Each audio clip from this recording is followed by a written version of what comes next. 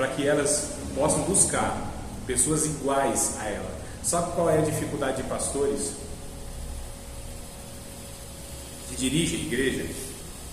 Alguns pregadores, eles não são acessíveis, as pessoas não ficam à vontade para confessar pecado, né? Porque essas pessoas, elas se colocam, ou pelo menos há essa cultura de que são pessoas acima do bem e do mal, e aí o outro fica constrangido. Eu falar do meu pecado para Daniel, difícil, né? Eu não. A gente não tem essa liberdade de confessar pecados uns para os outros, e aí a gente vai adoecendo na hipocrisia, na representação. Pastores estão chegando de uma década para cá, um pouco menos de uma década para cá, talvez uns 8 anos, que a gente tem percebido, visto isso, né? De uma forma mais explícita, não que não acontecia, mas pastores chegando ao ponto de suicidar-se, porque carregavam para si uma carga e não tinha com quem desabafar, partilhar isso. Eram pessoas isoladas, né? Lá no topo, era um top, pessoas top, acima do bem e do mal, não é de carne e osso, igual todos.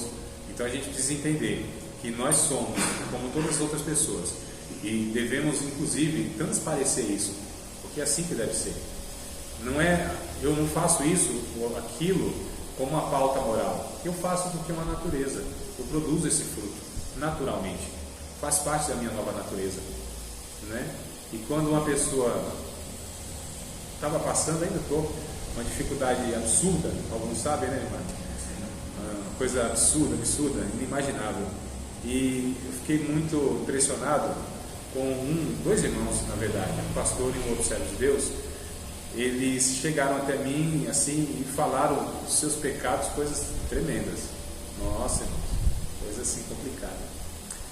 E a mensagem que eles passaram assim: André, estamos juntos no barco, não tem diferença nenhuma.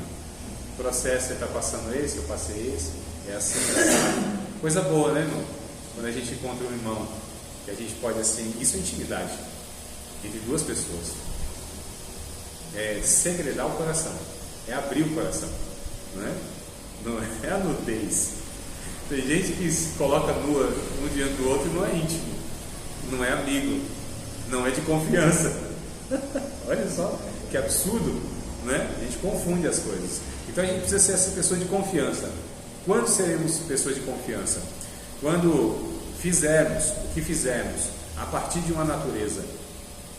E quando conseguimos fazer isso, nós devemos entender que não há mérito em nós e não somos melhores do que os outros, mas isso é fruto e é resultado de uma graça, amazing grace, maravilhosa graça de Deus agindo na minha vida, que refreou algumas questões e na outra pessoa ainda não, mas eu sirvo como uma referência para ela, não como uma referência moral, mas como uma referência daquilo que Deus pode fazer na vida de um pecador, que é igual a ela. Se Deus fez na minha vida, pode fazer na tua, não tem diferença. Eu não sou melhor do que você, pelo contrário, é possível que eu seja bem pior do que você. E quando mais abunda o pecado, superabunda a graça de Deus. Então, em uma pessoa que a gente percebe a graça superabundante, é porque o pecado abunda na vida dela. Quanto mais usado por Deus, quanto mais quebrantado, quanto mais sincero, quanto mais ama Deus, é porque aquela pessoa tem uma natureza, uma inclinação, uma propensão, uma tentação voraz de pecado na sua vida, e a graça precisa se agigantar muito mais na vida dela. Então, quanto mais a gente tem uma pessoa como referência, é porque ela é um pecador muito mais agudo do que os outros, mas a graça de Deus superabunda na vida dela, para que o nome de Cristo seja glorificado e dê esperança para aqueles que estão em volta, sabendo que aquela pessoa é usada por Deus, foi resgatada por Deus. Então, Deus pode fazer alguma coisa. Essa é a mensagem que a gente precisa passar, irmãos. Isso é ética e espiritualidade. É por isso que eu não desassocio ética sem espiritualidade. Ética é espiritualidade. E o que é espiritualidade? É ser maduro. E o que é ser maduro? É justamente reconhecer que somos todos de uma mesma massa, de uma mesma origem, e dependemos todos de uma graça de Deus. E quando essa graça em mim age, é porque Deus é misericordioso, é porque Deus é fantástico, É porque Deus é extraordinário. Nós já aprendemos, né, Lucas? Todos nós somos ordinários, pertencemos à mesma ordem. Extraordinário é Deus. Então, ética e espiritualidade, e a ética diz respeito então a uma natureza dada por Deus ou gerada por Deus. Dada essa introdução, essa introdução da aula, nunca vi introdução mais longa do que essa. Eu quero trazer para vocês aqui, ainda, né, como parte da aula passada, a ética em duas pessoas. A primeira em Aristóteles e a segunda em Immanuel Kant. Porque a ética e a moral já era discutida desde a antiguidade, né? Então, para o Aristóteles, a ética devia ser algo assim mediano, algo no meio, sem exageros e sem faltas. Então, para Aristóteles, a ética deveria ser um comportamento sem excessos, sem faltas. Então seria sem exageros. Ética para Aristóteles, o filósofo. Não poderia ter falta e nem exageros. Era equilibrado, ficava no meio. Tá certo? Tinha esse equilíbrio. Olha a flexibilidade, olha a humildade, olha a compreensão. Aparece aqui em Aristóteles, né? Tinha que ser mediana, nem lá em cima, nem lá embaixo. Então era um comportamento equilibrado. Equilíbrio, irmãos, é o que mais nós precisamos na vida. Nós somos desequilibrados por natureza. Ou vamos para um extremo ou para outro extremo. Na verdade, os extremos eles são perigosos, não é? Só que o problema não são os extremos em si. Ir para os extremos, se é uma pessoa equilibrada, ela até vai para lá ou vai para cá, só que ela tem uma referência e volta. Ela não se perde nos extremos. Eu posso ser esticado para um lado e esticado para o outro, mas eu retorno. Com uma pessoa resiliente, por exemplo, que ela é pressionada, mas ela volta, né? Ela tem uma referência. Eu posso, em dado momento da minha vida, me desequilibrar, mas eu tenho uma referência e volto. Não me perco nisso, nesse exagero. E então, em Aristóteles, a ética deveria ser um comportamento sem excessos e sem faltas, sem exageros. Tinha que ser um equilíbrio. Em Kant, é bem interessante que a ética para ele é aquilo que nós deveríamos fazer sem querer esperar nenhum retorno. É um negócio difícil, irmão. Já pensou? Ter um comportamento e você não esperar uma reciprocidade? Difícil, né? Porque nós não somos por natureza gente generosa, que dá sem querer nada em troca. Conversa fiada, irmão.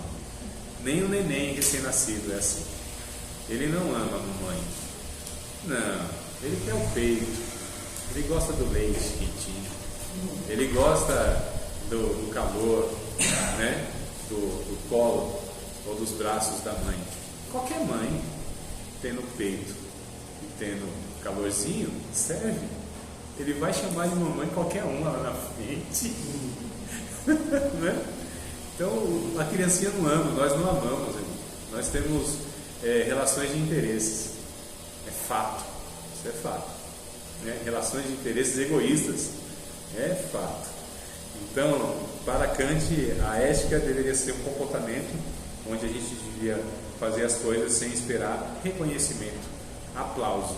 Olha só, sem esperar essa questão de meu irmão, rapaz, olha você, né? Fez bem mesmo, hein? Nossa, você é um cara, irmãos, líder na igreja, sofre, se frustra muito por conta disso. Faz, dá o sangue, se desenrola todo, vai lá, se dedica. E o povo, ó, tá nem aí, irmão. Nem aí. Você se esforça nos bastidores e tal. Aí você vê todo mundo ali se alegrando e ninguém vem te falar obrigado. E aí você se frustra. Povo ingrato. Ninguém sabe o que eu fiz aqui, ó. Aí começa a murmuração, a frustração, né, irmão? Oh, meu Deus!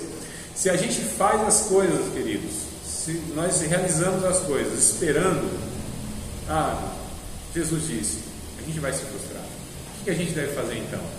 Fazer não tocar a trombeta, dar com a mão e a outra não saiba. Faz nos bastidores. o que vai ter de irmão e irmã no céu, anônimos aqui na terra, mas no céu, com um galardão assim absurdo. Irmão, aí a gente vai ver assim alguns, ou até mesmo nós, né? Vamos nos julgar merecedores de recompensa, e a gente vai ter aquele negocinho pequenininho, vai dizer assim, churuca, acanhada. Eu falo, mas rapaz, não é possível, eu dei o sangue lá, Jesus. O senhor sabe quanto eu me dediquei nesse negócio de ensino. O senhor sabe quantos livros eu tive que ler na minha vida, quantos cursos eu fiz, que eu dispensei de tempo, dinheiro, esforço. Senhor, eu suportei até a ingratidão dos alunos. Estou falando vocês, não estou falando vocês. Né? A dificuldade, Senhor, que eu encontrei e enfrentei todos os obstáculos, Senhor. O Senhor sabe, e só isso, Jesus. Porque eu estou comparando com outro, que era anônimo, que aparentemente não fazia nada, né? Tem pessoas anônimas no reino de Deus, que é gente que é coluna do Espírito Santo, sustenta na oração, sustenta na intercessão, sustenta no companheirismo, sustenta no bom testemunho, né? Pessoas anônimas. Ai de nós se não fossem essas pessoas. E alguns de nós sabem quem são algumas dessas pessoas, que não aparecem, não tem microfone na mão, não tem oportunidade no púlpito, não tem dons que evidencia ela, né? Não são pessoas eloquentes, não são pessoas que têm assim aquela comunicação, sabe, que interagem, né? São pessoas que a gente sabe que é ferramenta de Deus, canal de Deus, vaso de Deus, para socorrer a gente em muitos momentos da vida. E elas nem querem aparecer, elas nem querem ser citadas em lista de agradecimento em final de festividade. Nem querem, nem fazem questão, preferem fazer tudo na surdina, né? Na calada na noite, nos bastidores. Essas pessoas, elas são de fato gente que entendeu que o caminho é esse, fazer as coisas. A ética, amado, deve também tratar da teleologia. Eu falei para vocês, eu acho, na pincelada, eu acho que eu dei, ou citei alguma coisa na aula passada. A teleologia. A teleologia é o estudo da finalidade das coisas. Acho que eu falei sim. Lembra que a gente tem aquele jeitinho brasileiro de usar coisas que não foram designadas para aquilo, não foram pensadas, né? A chave de fé não foi pensada para segurar o vidro do carro. Não foi. O engenheiro não tinha isso em mente quando criou aquela peça, aquela ferramenta. O engenheiro não tinha em mente que o bloco, tijolo, apoiasse estrada de cano. Não tinha em mente. Quando o cara fez um alicate, ele não pensou, isso aqui vai servir para pregar o prego. Não pensou nisso. Tá certo? Finalidade das coisas. Cada coisa tem uma finalidade. E quando é usado fora daquela finalidade para que fora criado, então isso é antiético, é fora da ética, foge do seu propósito, não é? Então, como eu disse na aula passada em Isaías 43:7, nós fomos criados com um propósito, um objetivo claro, único, específico, único, que é glorificar Deus. Aí vem a questão genérica, viver para a glória de Deus. O que isso quer dizer? O que isso quer dizer? Aí o Marcondes leu para nós, eu acho, né? Mateus 5:16, que as nossas boas obras glorificariam o nosso Pai que está no céu. Então, o que é glorificar Deus? É viver de tal maneira que as obras possam ser fruto dessa nova natureza. Amar, perdoar. Isso é coisa, irmãos, não é natural. Dentro da igreja a gente vê essa dificuldade. Gente que não perdoa, gente que não tem desejo de ajudar, vontade de ajudar. Isso tem que ser natural, lembra? Que não tem esforço, é natural, né? A gente precisa brigar assim, falar, não, eu quero ajudar, me deixa ajudar aí. Não me deixa fora dessa não, eu quero participar disso. Não é isso, amado, que deveríamos fazer? A gente tem uma dificuldade, a gente precisa apelar, a gente precisa sim usar todos os argumentos que a gente tem para as pessoas participarem e fazer aquilo que deveria ser natural, e elas deveriam procurar, na verdade, o líder e o pastor, dizendo, me deixa fazer isso, eu quero fazer isso, me deixa, me dá a oportunidade de contribuir financeiramente, me dá a oportunidade de fazer alguma coisa aqui para essa comunidade em volta dessa igreja, me dá a oportunidade de ajudar esse grupo aqui da igreja, me dá a oportunidade. É isso que a gente precisa entender. Não é dever, né? Não é assim, coisa pesada, de novo, tem que ir. Irmãos, é por isso que é muito complicado, às vezes a gente tentar convencer irmãos a fazer algumas coisas, por exemplo, ensino, você tem que aprender Bíblia, não, aí vem se arrastando, aí vem porque o ministério disse que se não fizer não vai separar para o ministério, ou porque é líder, ou porque isso, ou aquilo, ou porque o outro convenceu. Aí a gente vê essas pessoas assim, fazendo de uma maneira, sabe, que me entristece. Eu fico triste, sabia? Me entristeço também quando eu vejo que um aluno não tem prazer em aprender. Eu não sei por que vem, não estou falando de vocês, sinceramente, verdade. E alguns vão orar, pesar. Oração, irmãos, para a vida de alguns cristãos é um negócio, é um martírio, é uma penitência, né? Só falta na oração e depois fazer.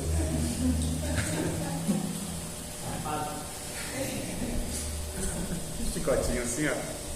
É uns penitentes, né? É uma luta, oração. A gente não tem a ideia de que vida de santidade é uma vida pesada, não é? E vida alegre, prazerosa é aquela mesmo pecadão.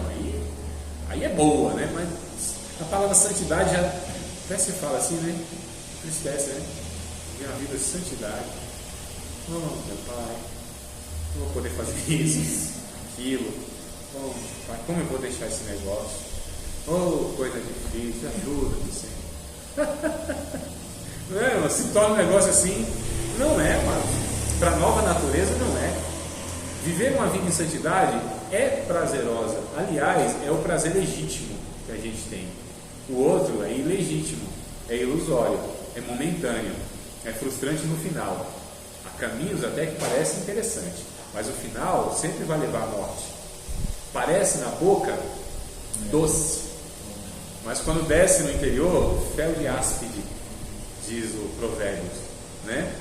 Quando desce assim, você fala, nossa, que amargo, que coisa ruim para a existência e para a vida, mas pareceu prazeroso ao primeiro momento. Agora, a vida de santidade, ela pode até ter um aspecto, uma aparência, ou uma ideia de que algo vai ser muito complicado, mas faz bem para a alma, para o espírito, vive-se da única forma que é possível viver. Só é possível vida através da vida de santidade, irmãos. Porque o resto de tudo é subvida. Vida só em Cristo, né? Ele disse: eu sou o caminho, a verdade e a vida. As palavras que eu vos tenho falado são espírito e vida. Vida só é vida verdadeira. Tudo que foge de Cristo, da vida de santidade, é uma vida ilusória, momentânea. Parece ser um negócio muito interessante, muito prazeroso, mas tem lá o seu desfecho e a sua consequência. Para o corpo, para o ego, talvez para a psique, no momento que se faz, ou no período que está se fazendo, parece algo muito bom, mas tem um resultado danoso, nefasto lá na frente, não é, irmão? Então, vida de santidade, então, finalidade das coisas. Nós somos criados para viver de uma maneira. Alguém disse, e é algum cara complicado, que eu esqueci o nome agora, ele foi até sincero, que ele disse assim: Deus não deve existir não, mas se Deus existe, deve também ter uma forma correta de viver. Aí que é o grande problema, né? É o grande problema ético e moral das pessoas. Porque se Deus existe, então Ele estabeleceu uma forma correta de viver. Então a gente não vive da forma que a gente quer viver. Irmãos, nós não temos a autonomia. Eu não sou autônomo. Eu não tenho a lei em mim mesmo. Eu não tenho a capacidade legislativa. Só tenho a executiva. Quando muito judiciária. Os três poderes, né? Executivo, legislativo e judiciário. Então, assim, eu já venho com a legislação pronta. O que Tiago vai dizer? Tiago, acho que é Tiago, né? Capítulo de número, vamos ver, 2, irmão? Acho que é isso. Eu acho muito interessante esse texto aqui. Tiago, capítulo de número 2. Deixa eu desse 2, não é 2, não, 4. Capítulo 4.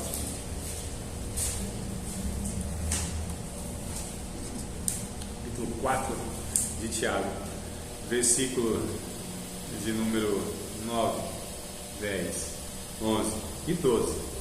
9 ao 12. Capítulo 4 de Tiago, verso 9 ao 12. Senti as vossas misérias.